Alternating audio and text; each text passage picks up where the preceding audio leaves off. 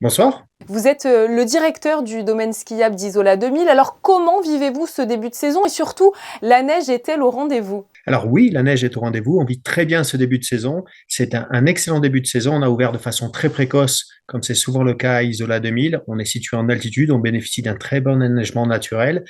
Et il y a eu plusieurs épisodes neigeux qui nous permettent aujourd'hui d'ouvrir l'intégralité du domaine skiable. Alors que certains cherchent le soleil pour les vacances, les stations de ski ont toujours la cote. C'est le rendez-vous, on peut le dire, par excellence des fêtes de fin d'année. Oui, je crois qu'il y a une très très forte attente du ski. Il y a un engouement pour le ski, un engouement pour la montagne. C'est vrai que c'est ambiancé à Isola 2000, c'est un peu ce qu'on recherche pour les fêtes de fin d'année. Donc, on a déjà beaucoup de monde cette première semaine et ça va continuer. Est-ce que vous le constatez peut-être au niveau de la fréquentation pour les semaines à venir? Oui, la fréquentation est au-dessus des standards et on voit que la semaine à venir, c'est quasiment plein. Et alors, il reste encore quelques places, mais c'est vrai que le taux de réservation est très haut. Et d'ailleurs, ça s'annonce aussi très bien pour les vacances scolaires de février. Alors, qui est votre clientèle d'ailleurs? Principalement des personnes de la région ou la station attire-t-elle aussi d'autres nationalités?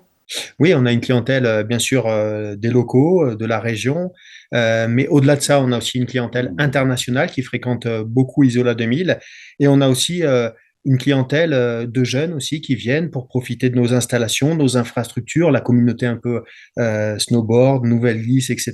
parce qu'on a un halfpipe et un snowpark vraiment fabuleux à Isola 2000. Cette proximité, on en a parlé il y a quelques instants avec le littoral, c'est un vrai atout pour Isola 2000. Oui, c'est un atout formidable d'avoir la métropole Nice-Côte d'Azur, la ville de Nice et bien sûr tout ce bassin de clientèle qui, dès lors que les montagnes sont blanches, bien enneigées, ont une appétence pour le ski. Donc, ils sont très nombreux, pardon, à fréquenter les stations Nice-Côte d'Azur. Et puis Isola 2000, c'est une station familiale et on en a parlé aussi il y a quelques instants.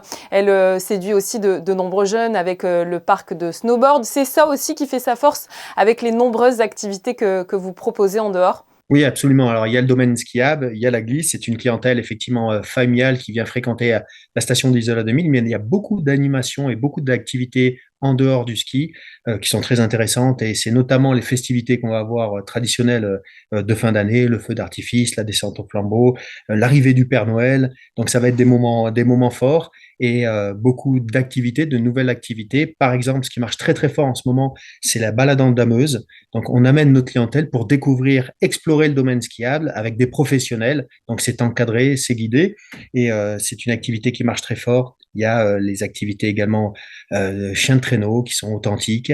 Il y a les activités nordiques et plus largement aussi, toujours lié à la glisse, il y a le snake glisse, c'est en luge. C'est tout à fait nouveau et innovant. Si je comprends bien, tout semble réuni pour réaliser une belle saison, surtout que, on peut le dire, mais Isola 2000, c'est un petit peu l'annexe des monégasques pendant les vacances.